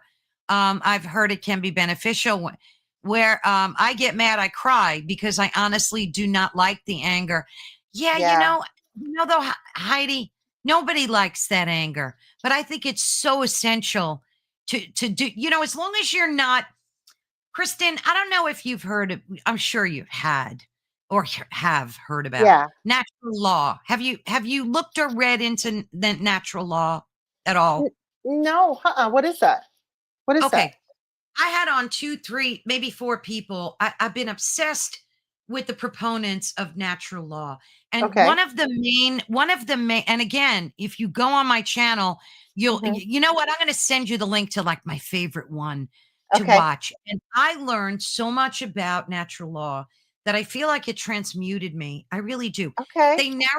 It's crazy. They narrowed it down to one main principle. There's many, but there's one main one. And you know what that is? Thou shalt not steal. Now, you may think, well, that's odd. Thou shalt not steal. That's like biblical. No, that shalt not steal covers every aspect of inflicting harm to other human beings because Yeah. you can steal someone's pride. You can steal their vanity. You can steal their integrity. It's not only stealing things. So Yeah. that one principle of natural law. And what these folks do is they go around the internet and they have conferences and they teach people how to transform their lives by using the proponents of natural law. It's the most I love talking to these people. I'm having them back again and again because there's Okay. so many topics. That Oh, is it's great. amazing. I'll have to definitely look into Oh, I'll that send you because my favorite. I'll send you my okay, favorite. please do. So, I was on my phone because I was looking up. I was trying to remember the other word. So there's like anger, and I have found yes, universal law. Is that what she's saying? Is it called universal law? It's one Yeah, and the same. yeah. Okay. So Um, go ahead. okay. So like Heidi was talking about the sacred anger. A friend of mine in a course that I took from her taught me that there's a difference between anger and rage. And Sorry. I'm hi, saying hello Trish. to Trish. Yeah. Anger is like mine. Anger is me. Like anger is I'm angry. But if it's rage, it's ancestral. And we're Right. talking ancestral past lifetimes, if you will, or working through, eh, the darker shadows of the things that I've carried from my ancestors to now that aren't mine, Yeah. that are those limiting beliefs that are manifesting in this lifetime, right? That I was a witch burned at the stake. Maybe I was, and I'm carrying that in this lifetime, and I'm terrified of that. And so I keep my Absolutely. gifts hidden, type of thing, right? Absolutely. Yeah, Absolutely. yeah. I mean, I had a quantum healing session with Candace. What's her last name? How could I Candace forget? Cronk Goldman. That's her. Wow. It was mind blowing. I made a video about it. I allowed her permission to use a lot of what happened. Like I show the actual session. It was one of the most transformative things that I experienced. And one of the moments I had was I visited. I have asthma, and I've always had it since like I'm a teenager. And we delved into like why that happened at that particular time, and it's just so interesting because you uncover, like you were talking about being a witch. Maybe I was drowned and I had that memory that I was as a witch. So these things are real. People see, this is where people think you've lost your mind. But it's true. It's true. But if you believe in reincarnation, which many people do, then being able to tap into the moments of your past lives is a very legit thing to consider. Don't you think? Right. I do. Especially with that, is this mine? Well, is this mine in this lifetime? Maybe it is mine, Exactly. but is it mine in this lifetime? And why am I perpetuating or carrying this through in that spiritual DNA, not necessarily this physical DNA, but the spiritual DNA, you know? Exactly. Yeah. Exactly. Yeah. So we have a Wow. few minutes left, and I want to talk about you. What are you doing? I know we talked earlier, and you're working on some really exciting, wonderful things. So tell us what are you working on? How can we support you? I think you need a show on the network. That's just my opinion. Well, funny enough, I am working out the kinks of, I that would be fun to be on the network. Working out the kinks of producing a podcast of my own, and what would its focus be, right? And Yeah. I mean, I love the title of your show, Ethereal Encounters Unveiled, because that covers so many Yes. things, right? Yes. Thank you. Um, Thank you. so yeah, as you can see, I get very passionate about these topics. I've Oh studied a yeah. lot of different things. And I feel like I could be a good host and have people on like you. It must be so much fun to bring all It the cool people and have all the is. cool conversations, right? So Oh, that's one of the it's things. life-changing. That's why I think you would be perfect when you're ready to do that. You've got Karen, you've got me, like we Yeah. would rally so behind you because Yeah. your Thank energy you. alone, yeah, oh, your energy alone would be such a wonderful addition. Yeah. Yeah. Yeah. What else are you Um, working on? Like other than the podcast thing, what else do you have yeah. going on? I am looking to get back to I was on a certain trajectory, and then my husband's path got in the way, and so I'm working to get back to some of the things that I was working on before. I like to create groups where people can feel safe to talk about things, and it may just be Mm, one or two people. I started this one in particular. um, People who leave high demand religions or religions that are very spiritually based. My focus is obviously oh, with Mormons, but it ties in some other Christian faiths. Um, when they walk away, uh, a lot of the times they feel like they've been lied to, and they feel like the spiritual experiences they had all growing up or within the confines of those church were all fake. They were brainwashing, but really, and I know this from experience myself, that Yes, those you spiritual sure do. experiences were very true. They were just being called what was in that limitation of, let's say, the Mormon church that I grew up in. But I am still that exact same soul, and those are the exact same spiritual experiences. And I tap into those now. And so it's more of, let's keep the spirituality that you have, if that's what somebody wants to do. I'm not convincing people.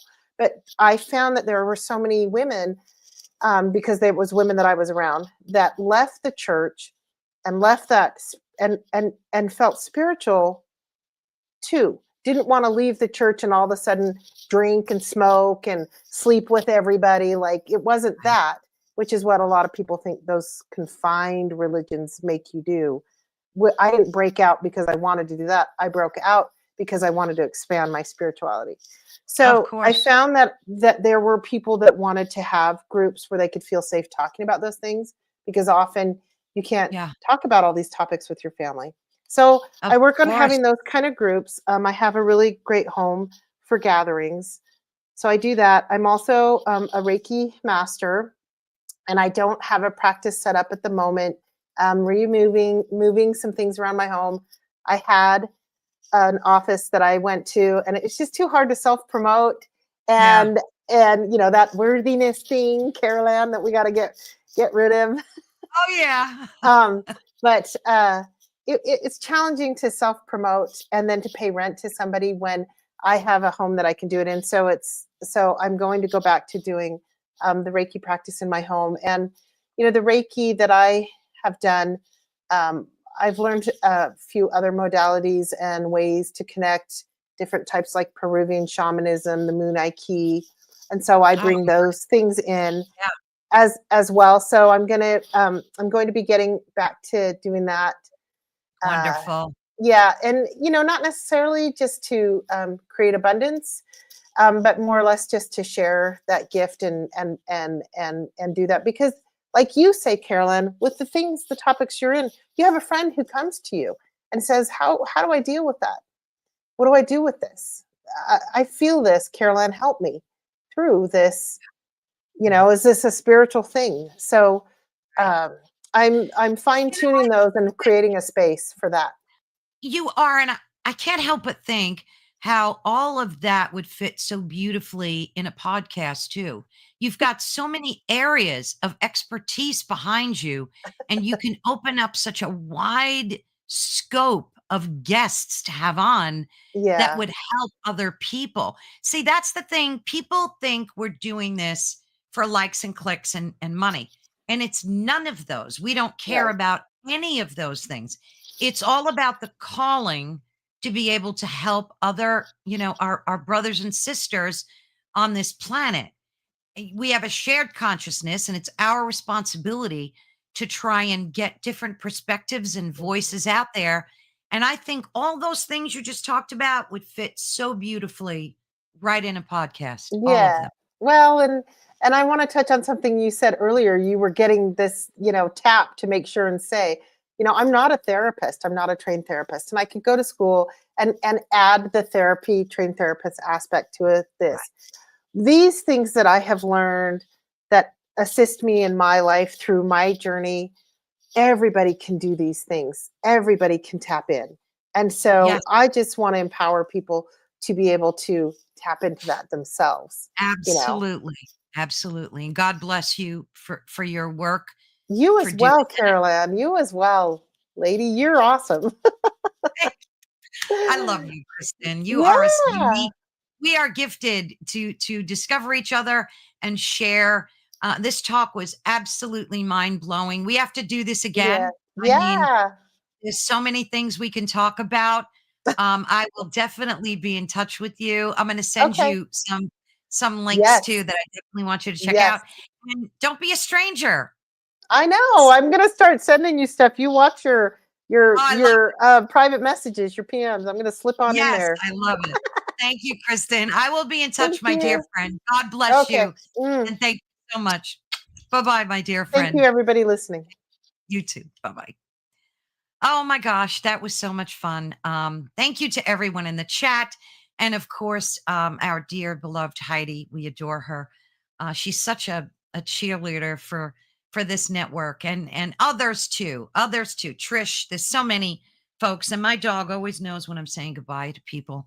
He always comes up and lets me know it's time to take him for a walk. But anyway, thank you all for listening in to Ethereal Encounters Unveiled on the United Public Radio Network and the UFO Paranormal Radio Network, which is 105.3 on the Gulf Coast and 107.7 FM in New Orleans.